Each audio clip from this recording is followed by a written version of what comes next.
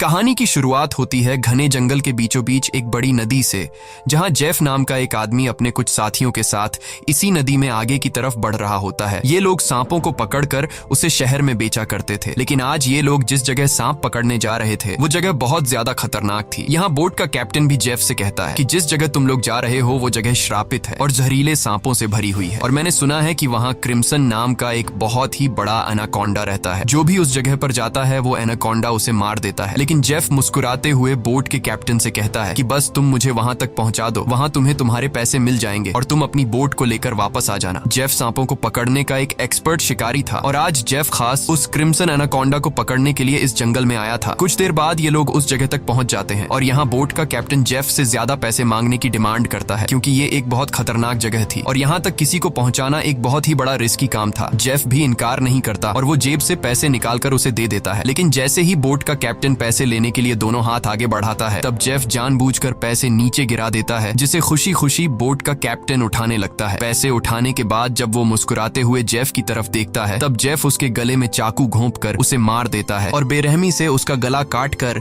नदी के पानी में उसका सिर फेंक देता है। ये सब कुछ नदी के किनारे खड़े जेफ के साथी भी देख रहे थे। जेफ को ऐसा करते देखकर वो दोनों बहुत ज्यादा डर जाते हैं। इसके बाद जेफ अपने दो साथियों के पास आता है और उनसे कहता है कि अगर तुम दोनों ने भी मुझे धोखा देने की कोशिश की तो तुम्हारा भी यही हाल होगा। इसके बाद ये तीनों जंगल में आगे बढ़ते हुए एक जगह पर पहुंचते हैं, जहां उन्हें सांपों की एक बड़ी मूर्ति दिखाई देती है और ये देखते हुए जेफ कहता है तो आखिर क्रिम्सन एनाकोंडा की कहानी सच थी। दूसरी तरफ जेफ के साथियों को बहुत सारे सांप मिल जाते हैं, जिन्हें देखकर वो भी बहुत ज्यादा खुश हो जाते हैं। इसके बाद ये दोनों जल्दी से सभी सांपों को पकड़कर बैग में बंद करने लगते हैं, जबकि जेफ इन छोटे सांपों पर ध्यान नहीं देता और वो इस जंगल के सबसे बड़े सांप, जिसका नाम क्रिम्सन एनाकोंडा है, उसे ढूंढने लगता है। अब इन दो साथियों ने जो सांप कपड़ों के बैग में भर दिए थे, उन सांपों को अकेले एक साथी बोट तक लेकर आता है। वो देखता है कि जेफ ने जिस आदमी का गला काटकर पानी में फेंक दिया था, उसकी सर कटी लाश कुछ दूरी पर पानी में खड़ी है। ये देखकर उसे अपनी आंखों पर यकीन नहीं आया। तभी वो लाश अचानक पानी में डूब गई और तैरते हुए एक बड़ी सी चीज तेजी से उसकी तरफ बढ़ने लगी। वो आदमी डर के मारे तेजी से जंगल की तरफ भागने लगता है, लेकिन तभी बिजली की रफ्तार से एक बहुत ही बड़ा एनाकोंडा उसे जकड़ लेता है। वो एनाकोंडा उस आदमी की बॉडी पर लिपटकर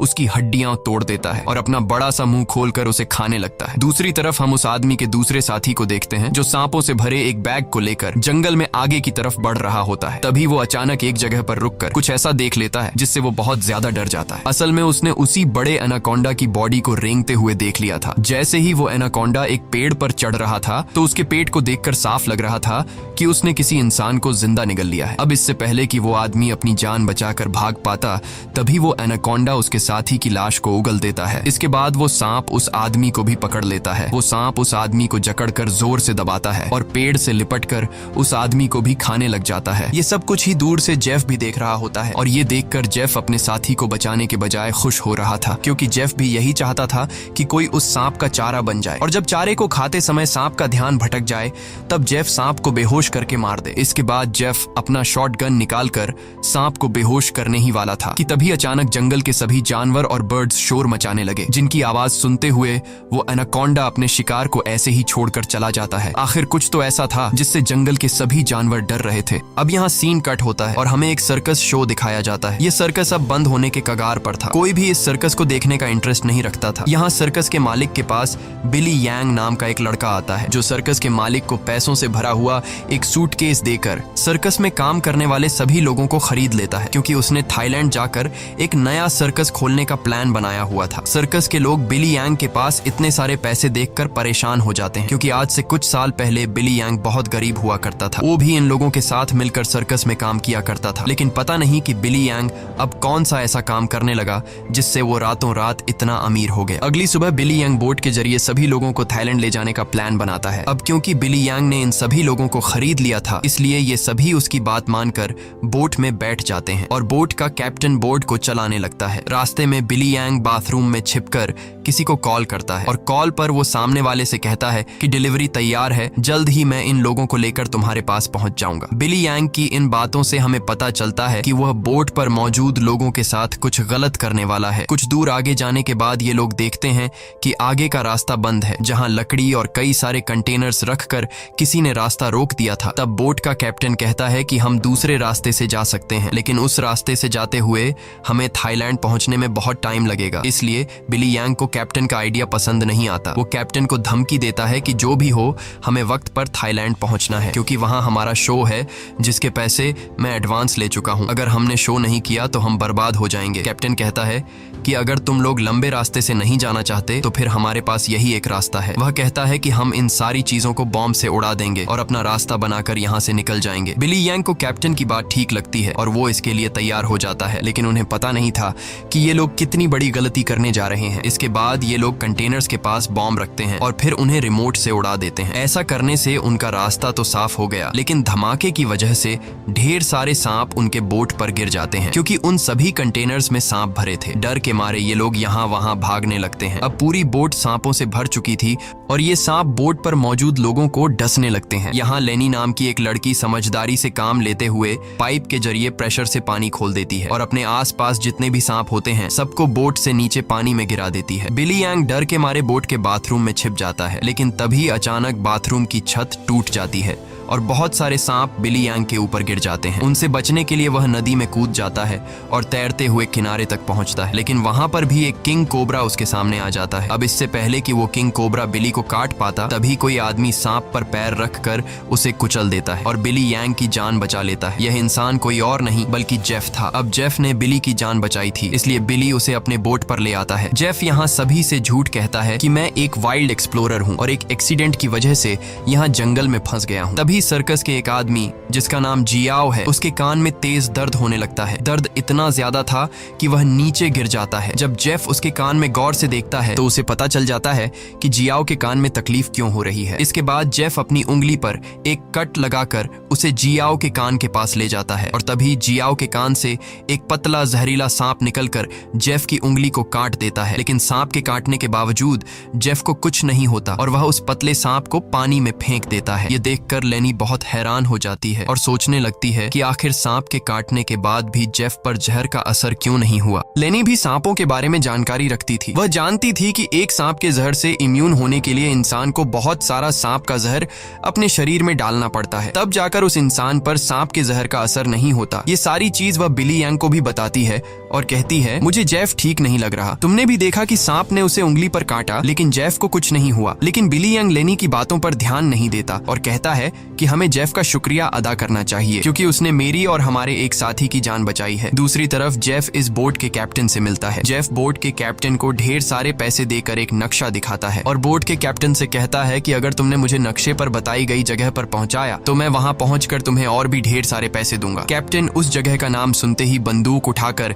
जेफ पर तान देता है। वह कहता है कि अगर दोबारा तुमने वहां जाने की बात की तो मैं तुम्हें गोली मार दूंगा। दरअसल कैप्टन भी उस जगह के बारे में जानता था कि वहां एक बहुत ही खतरनाक क्रिम्सन नाम का एनाकोंडा रहता है। यह सुनकर जेफ वहां से चला जाता है। कैप्टन बोट में बैठकर मछलियां पकड़ने लगता है, लेकिन तभी हम देखते हैं कि कैप्टन जिस फिशिंग रॉड से मछलियां पकड़ रहा था वह फिशिंग रॉड नीचे से कोई जोर से खींचता है, जिसकी वजह से वह फिशिंग रॉड कैप्टन के हाथ से छूटकर नीचे गिर जाती है। अब कैप्टन उस फिशिंग रॉड को उठाने के लिए नीचे झुकता है, लेकिन तभी उसे कोई पानी में नीचे खींच लेता है। दरअसल कैप्टन को किसी और ने नहीं बल्कि जेफ ने पानी में नीचे खींचा था। कैप्टन को मारने के बाद जेफ कैप्टन की बॉडी को उस जंगल में मौजूद एनाकोंडा को बुलाने के लिए चारे के तौर पर इस्तेमाल करता है। कुछ देर बाद सभी कैप्टन को ढूंढने लगते हैं, लेकिन बोट का कैप्टन उन लोगों को कहीं पर भी नहीं मिलता। लेनी को जेफ पर शक होने लगता है कि कहीं जेफ ने उसे मार तो नहीं दिया। वह जेफ से पूछती है कि कैप्टन कहाँ है, लेकिन जेफ कहता है कि मुझे कैप्टन के बारे में कुछ भी नहीं पता। वह यह भी कहता है कि यह जंगल है, यहाँ इंसानों का गायब होना आम बात है। तभी अचानक पूरे जंगल में एक अजीब सा शोर छा जाता है। जंगल के सभी परिंदे और जानवर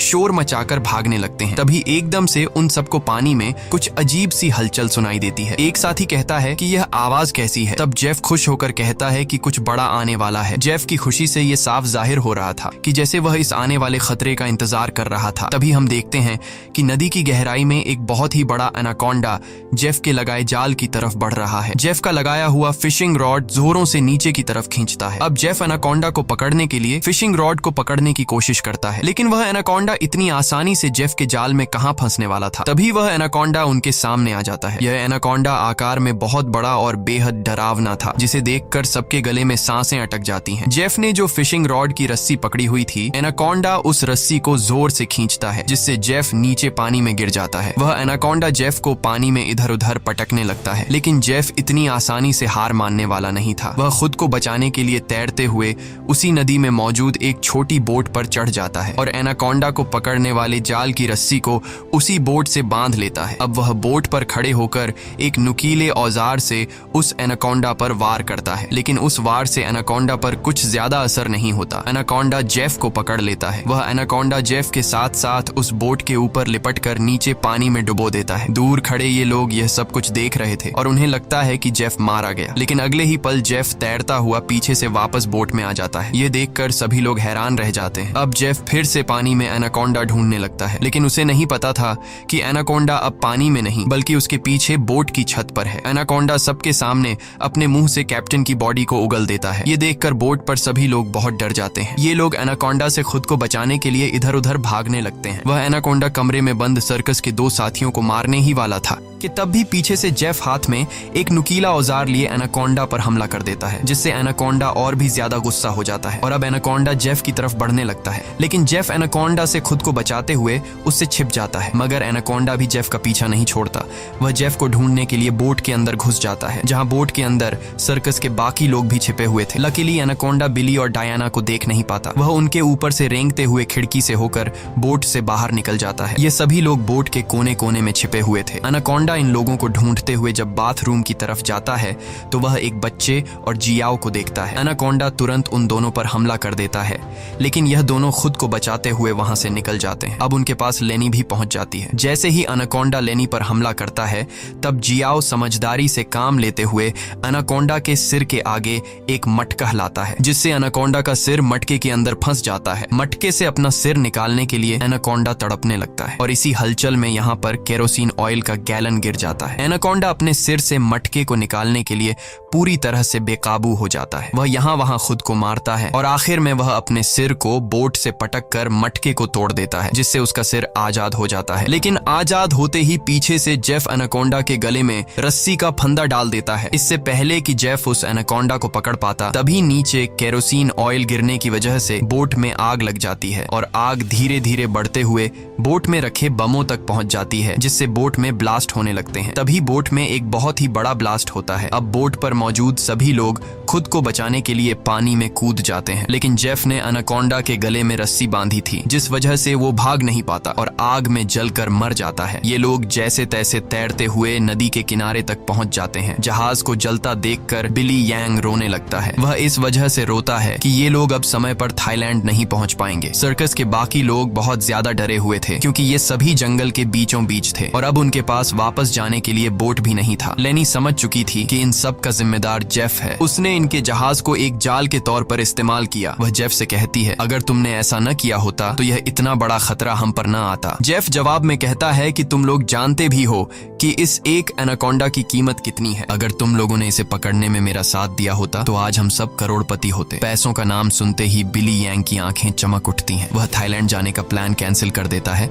और दौड़कर जेफ के पास आता है और कहता है, मैं तुम्हारे साथ हूँ। बताओ इस एनाकोंडा को पकड़ने के लिए हम क्या कर सकते हैं और हमें पैसे कैसे मिलेंगे। उसके बाद जेफ एक मैप निकालता है और उन्हें दिखाते हुए कहता है, अगर तुम लोग मेरी मदद करोगे तो इस मैप के जरिए मैं तुम्हें 1-2 दिन के अंदर थाईलैंड पहुंचा दूंगा। अब यहाँ बिली यांग और टीम के बाकी लोग जेफ के बोट तक जाने के लिए मान जाते हैं, लेकिन लेनी को जेफ पर बिल्कुल भी भरोसा नहीं था, इसलिए वह वहां जाने से इनकार कर देती है। तभी सर्कस टीम की एक लड़की की तबीयत अचानक खराब होने लगती है। जब बिली यांग उसके कंधे को देखता है तो उन्हें पता चलता है कि उस लड़की को एक बहुत ही खतरनाक मकड़ी ने काटा है, जिसके जहर से वो मर भी सकती थी। ये देखकर जेफ वहां पर मौजूद सभी लोगों से कहता है, मेरे पास एक ऐसी दवाई है जिससे उस लड़की का इलाज हो सकता है, लेकिन वह दवाई मेरे बोट में रखी गई है। अगर तुम इसका इलाज करना चाहते हो तो तुम्हें मुझे मेरी बोट तक पहुंचाना होगा। अब न चाहते हुए भी लेनी जेफ के साथ चलने को तैयार हो जाती है। कई घंटों के सफर के बाद जब एक साथी नदी का पानी पीने लगता है, तब जेफ उसे रोक देता है और जेफ सभी से कहता है, यहाँ का पानी कभी भी मत पियो। यहाँ के पानी में ऐसे कीड़े हैं जो पानी पीते समय इंसान के अंदर चले जाते हैं। इसके बाद वो कीड़े उस इंसान के अंदर ऐसी प्यास लगाते हैं कि वो पानी पीते पीते खुद को नदी में डुबाकर मार देता है। रास्ते में इन लोगों को भूख लग जाती है। तब जेफ पास के पत्थरों से एक सांप पकड़ता है और फिर ये लोग सांप का जहर निकालकर उसे पकाते हैं और उसे खाकर गुजारा करते हैं। इसके बाद ये लोग फिर से अपना सफर जारी रखते हैं। कुछ देर बाद रात हो जाती है। रात को ये लोग पहाड़ के एक सुरंग में रुकते हैं जहाँ ये लोग आग जलाते हैं और जेफ साइड पर बैठा अपनी मैप पर बने हुए एनाकोंडा को देख रहा था। जेफ उस समय के बारे में सोचता है जब वो एनाकोंडा उसके सामने आया था। वो एनाकोंडा जेफ को मारने ही वाला था, लेकिन जेफ समझदारी से काम लेते हुए एक लकड़ी की बॉक्स में खुद को छुपा देता है। वो बॉक्स एक ढलान में रखी हुई थी, इसलिए जेफ बॉक्स को धक्का देकर रगड़ते हुए नीचे नदी तक पहुंच जाता है। अब जेफ इस बॉक्स से खुद को निकालने की कोशिश तो करता है, लेकिन बदकिस्मती से जेफ उस बॉक्स में हमेशा के लिए बंद हो गया और काफी समय तक जेफ उसी बॉक्स में फंसा रहा। इसके बाद ये लोग आते हैं। इन लोगों ने रास्ता खोलने के लिए डायनामाइट लगाकर कंटेनर तोड़ दिए, जिसमें से जेफ बाहर निकल गया और उनके साथ मिल गया। सीन फिर से प्रेजेंट में आता है जहां जेफ इस मैप को देख रहा था। तभी बिली यांग उसके पास आता है और कहता है, तुम उसी एनाकोंडा को पकड़ना चाहते हो ना? जेफ कहता है, हाँ, ये एक बहुत ही बड़ा एनाकोंडा है, एक ऐसा एनाकोंडा जो इस पूरे जंगल का राजा है। यहाँ के सभी जानवर इस एनाकोंडा से डरते हैं। इसने दुनिया के बड़े बड़े शिकार किए हैं, यहाँ तक कि इसने अपने ही जैसे बड़े बड़े एनाकोंडा को मार गिराया, और अगर हम उसे पकड़ने में कामयाब हुए तो हम रातों रात मिलियनेयर बन जाएंगे। पैसों का सुनते ही बिली यंग कहता है, मैं आपके साथ उस एनाकोंडा को पकड़ने के लिए तैयार हूँ। अब काफी रात हो जाती है और ये सभी लोग सो जाते हैं। तभी सर्कस के एक साथी की किसी अजीब सी आवाज से आंख खुलती है। वो देखता है कि उसका भाई यहाँ नहीं है। अपने भाई को ढूंढते हुए वो उस सुरंग से बाहर आया और उसे ढूंढते हुए नदी के पास जाता है, जहाँ वो देखता है कि उसका भाई अपने आप को नदी के पानी में डुबाने की कोशिश कर रहा है। ये आदमी उसे ऐसा करने से रोकता है, पर उसका भाई इसकी कोई बात नहीं सुनता। और तब वो देखता है कि उसके भाई की नाक से कुछ अजीब से कीड़े निकल रहे हैं, जिसे देखकर वो समझ जाता है कि इसने इस नदी का पानी पी लिया है। जो कि जेफ ने बताया भी था कि इस नदी का पानी पीने के बाद उस पानी के अंदर मौजूद कीड़े उस इंसान को इतनी प्यास लगा देते हैं कि वो इंसान खुद को उस पानी के अंदर डुबाने पर मजबूर हो जाता है। और ठीक ऐसा ही होता है। अपने भाई को मरा हुआ देखकर ये आदमी बहुत ज्यादा रोता है और वापस सुरंग में आ जाता है। अगली सुबह ये लोग दोबारा अपने सफर पर निकल जाते हैं। कई घंटों का सफर तय करने के बाद ये लोग एक नदी के पास पहुंच जाते हैं और अब इन लोगों को अपनी मंजिल तक पहुंचने के लिए उस नदी में से होते हुए पैदल जाना पड़ेगा। अब ये लोग पहले तो उस नदी में उतरने से काफी ज्यादा डर रहे थे, लेकिन कोई दूसरा रास्ता न होने की वजह से मजबूरन इन लोगों को उस नदी में उतरना पड़ता है। थोड़ा ही आगे जाने के बाद अचानक एक लड़का नीचे की तरफ इशारा करता है और हम देखते हैं कि इन लोगों को एक बड़े एनाकोंडा ने चारों तरफ से घेर लिया है। इनका एक साथी जिसका भाई रात को ही मरा था, वह डर के मारे सबके पीछे आ रहा था, लेकिन तभी पीछे से एक बड़ा एनाकोंडा उस पर हमला कर देता है और उसे बुरी तरह से जकड़ लेता है। लेनी उसकी मदद करने के लिए आगे बढ़ती है, पर वह ज्यादा कुछ नहीं कर पाती क्योंकि उसके पहुंचने से पहले ही एनाकोंडा उस आदमी की हड्डियों को तोड़ चुका था और फिर वह एनाकोंडा उस आदमी को अपने साथ पानी में डुबा देता है। अब ये लोग अपनी जान बचाने के लिए नदी में आगे की तरफ भागने लगते हैं। कुछ देर बाद आखिर ये सब लोग जेफ की बोट तक पहुंच जाते हैं, जहां जेफ अपने वादे के मुताबिक उन लोगों को उस लड़की के लिए एंटीडोट दे देता है जिसे कंधे पर जहरीली मकड़ी ने काटा था। अब यहाँ से थाईलैंड की जमीन भी काफी करीब थी और ये सभी थाईलैंड जाने के लिए निकलते हैं, लेकिन तभी जेफ उन लोगों को रोक देता है। दरअसल जेफ इसलिए इन लोगों को इस जगह पर लाया था ताकि वो इन लोगों को चारे की तरह इस्तेमाल कर सके। जेफ उन सब लोगों से कहता है कि मैं तुम सब लोगों को वादे के मुताबिक सही सलामत यहाँ तक ले आया हूँ, लेकिन अब तुम लोगों को भी अपना वादा पूरा करना होगा, तुम्हें मेरी मदद करनी होगी। तब वो छोटा बच्चा जेफ से कहता है कि अगर तो तुम्हारी ये मदद उस एनाकोंडा से जुड़ी है तो हम तुम्हारी कोई मदद नहीं करेंगे। इनकी ये बातें सुनते ही जेफ अपनी बंदूक निकाल लेता है और बिली यांग भी चाकू निकालकर उसका साथ देने लगता है। बिली यांग सभी से कहता है कि जेफ जो भी कह रहा है तुम्हें उसकी बात माननी चाहिए। यहाँ लेनी कहती है कि तुम लोग पागल तो नहीं हो गए हो, उस एनाकोंडा को पकड़ना बहुत मुश्किल है, क्यों तुम लोग अपनी जान से हाथ धोना चाहते हो? जेफ कहता है, हाँ तुम ठीक कह रही हो, उस एनाकोंडा को पकड़ना मुश्किल तो है पर नामुमकिन नहीं, क्योंकि उस एनाकोंडा को खाते हुए जब उसका ध्यान भटक जाए तब उसे पकड़ा जा सकता है। उसके बाद बिली यांग और जेफ सर्कस टीम के 2 लोगों को रस्सी से बांधकर सांप का चारा बनाते हैं। वह बच्चा बिली यांग से कहता है, तुम ऐसा क्यों कर रहे हो? सोचो अगर हम लोग मर गए तो तुम्हारी सर्कस में कौन परफॉर्म करेगा? ये सुनकर बिली यांग जोर जोर से हंसने लगता है और उस बच्चे से कहता है कि क्या तुम लोगों ने कभी सोचा नहीं कि मैं इतनी जल्दी कुछ ही सालों में इतना अमीर कैसे हुआ? अरे पागलो, मैं तुम लोगों को थाईलैंड में सर्कस के लिए थोड़ी लेके जा रहा था। मैं तो तुम्हारी बॉडी के ऑर्गन्स को बेचकर बहुत सारा पैसा कमाने वाला था और यही मेरा बिजनेस है, लेकिन अब देखो मैंने अपना प्लान चेंज कर दिया। अब मैं जेफ के साथ मिल गया हूँ क्योंकि मैं जानता हूँ कि तुम्हारे बॉडी पार्ट्स से भी ज्यादा पैसे मुझे ये एनाकोंडा दे सकता है।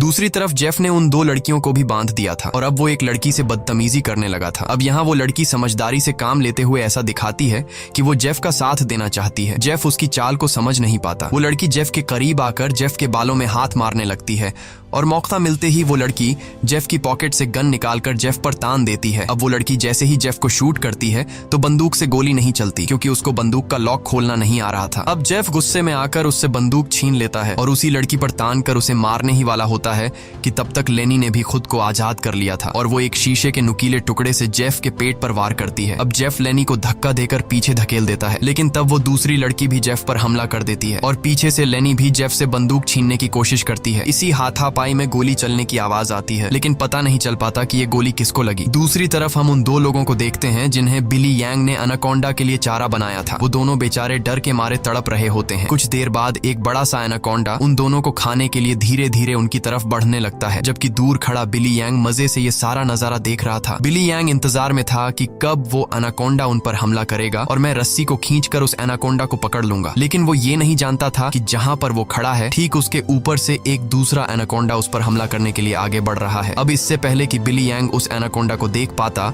वो एनाकोंडा उसके काफी करीब पहुंच जाता है और वो एनाकोंडा बिली यांग पर हमला करके उसे अपने साथ उठाकर ले जाता है और तब बिली यांग के हाथ से रस्सी छूट जाती है, जिससे एनाकोंडा का चारा बने हुए 2 लोगों को जाल कवर कर लेता है, जिससे उनकी जान बच जाती है। दूसरी तरफ जेफ उस लड़की को मारने की कोशिश करता है, लेकिन लेनी पीछे से आकर जेफ को एक बड़ी लकड़ी से सिर पर मारकर बेहोश कर देती है। जेफ के बेहोश होते ही ये दोनों भागते हुए अपने 2 साथियों के पास पहुंच जाती हैं और उन्हें जाल से आजाद कर लेती हैं। लेकिन बदकिस्मती से जेफ को होश आ गया था और वो उनकी तरफ बढ़ने लगा, लेकिन तभी एक बड़ा सा एनाकोंडा आकर जेफ को ले जाता है। ये लोग अब जल्दी से यहाँ से निकलने की तैयारी करते हैं, लेकिन उनकी एक साथी चलने के लायक नहीं थी क्योंकि जेफ और उन लड़कियों के बीच हाथापाई के दौरान जो गोली चली थी वो गोली उस लड़की को लगी थी। कुछ देर बाद वो लड़की उनकी नजरों के सामने दम तोड़ देती है। अब बचे हुए 3 लोग अपनी जान बचाने के लिए जेफ की बोट में बैठकर नदी से होते हुए यहाँ से निकलने लगते हैं, लेकिन तभी पीछे से जियाओ को कोई चीज लगती है। जब वो कंधे से उस चीज को उतार कर देखता है तो उसे पता चलता है कि ये एक बेहोशी वाला इंजेक्शन है। कुछ ही सेकंड बाद जियाओ बेहोश हो जाता है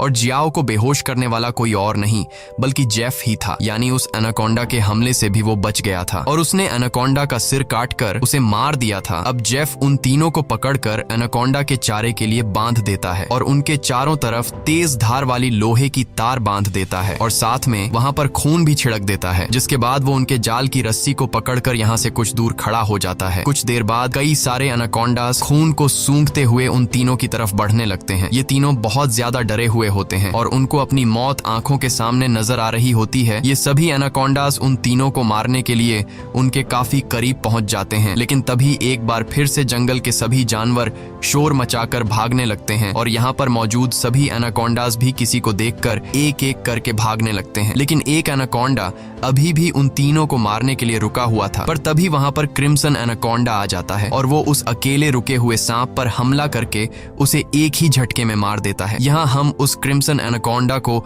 अच्छी तरह से देख पाते हैं, जो साइज में बहुत ही ज्यादा बड़ा और खतरनाक था, जिसे देखकर ये तीनों बहुत ज्यादा डर जाते हैं। लेकिन दूर खड़ा जेफ क्रिम्सन एनाकोंडा को देखकर बहुत खुश होता है। वो एनाकोंडा उन तीनों से लिपटकर अपना बड़ा सा मुंह खोलकर उन तीनों को खाने ही वाला था कि तभी जेफ जाल की रस्सी छोड़ देता है, जिसमें वो एनाकोंडा फंस जाता है। ये एनाकोंडा अपने आप को छुड़ाने के लिए तड़पने लगता है। वो काफी जोर लगाकर खुद को आजाद करने की कोशिश करता है, लेकिन जब वो आजाद नहीं हो पाता तब वो अपने तेज नुकीले दांतों से जाल की रस्सी काटकर खुद को आजाद कर लेता है। लेकिन अभी भी जाल की रस्सी उसके बॉडी में फंसी हुई थी, इसलिए जेफ रस्सी को मजबूती से पकड़कर उसे पकड़ने की कोशिश करता है, पर जेफ एनाकोंडा की ताकत का मुकाबला कहां कर सकता था। जेफ उसे पकड़ने की कोशिश में 2 पेड़ों के बीच फंस जाता है और अब वो उन पेड़ों से बाहर निकल नहीं पाता और मौके का फायदा उठाते हुए वो क्रिम्सन एनाकोंडा जेफ की तरफ बढ़ने लगता है और जेफ को पकड़कर बुरी तरह से जकड़ने लगता है। ये 3 लोग भी अपनी आंखों से ये सारा नजारा देख रहे थे और डर के मारे जल्दी से खुद को छुड़ाने की कोशिश करते हैं,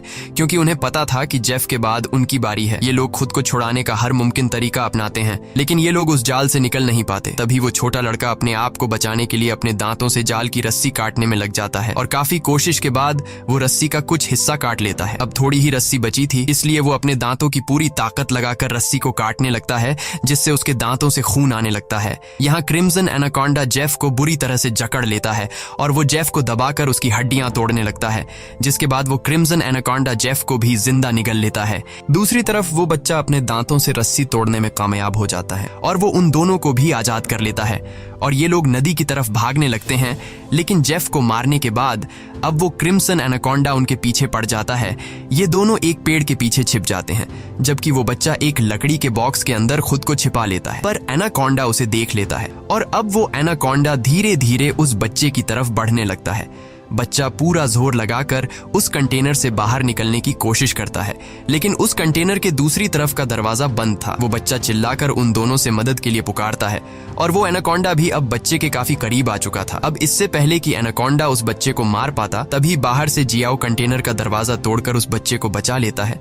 अब ये तीनों फिर से अपनी जान बचाने के लिए एनाकोंडा से भागने लगते हैं, लेकिन ये पूरा जंगल उसी एनाकोंडा का था। इस जंगल में होते हुए ये लोग उससे बचकर नहीं जा सकते थे, इसलिए ये लोग एक पेड़ के पीछे छिप जाते हैं। पर तभी कुछ दूरी पर वो एनाकोंडा उन्हें देख लेता है। उन्हें देखते ही वो एनाकोंडा तेजी से उनकी तरफ आने लगता है। ये लोग खड़े होकर अपनी मौत का इंतजार करने लगते हैं, क्योंकि ये लोग जान चुके थे कि अब उनकी जान नहीं बच पाएगी। पर जैसे ही वो एनाकोंडा अपना बड़ा मुंह खोलकर उन पर हमला करता है, तभी एक मजबूत लोहे की नुकीली तार से उसका सिर बीच से कट जाता है। ये नुकीली तार असल में जेफ ने बिछाई थी, जिससे क्रिम्सन एनाकोंडा का खात्मा हो जाता है। ये लोग यकीन नहीं करते कि उनकी जान बच गई और ये लोग काफी देर तक उसकी बॉडी को देखते रहते हैं और फाइनली ये लोग जल्दी से उस जंगल को छोड़कर यहाँ से निकल जाते हैं। इसी के साथ ये कहानी खत्म हो जाती है। अगर आपको ये वीडियो अच्छी लगी हो तो हमारे चैनल को सब्सक्राइब और वीडियो को लाइक जरूर कीजिएगा।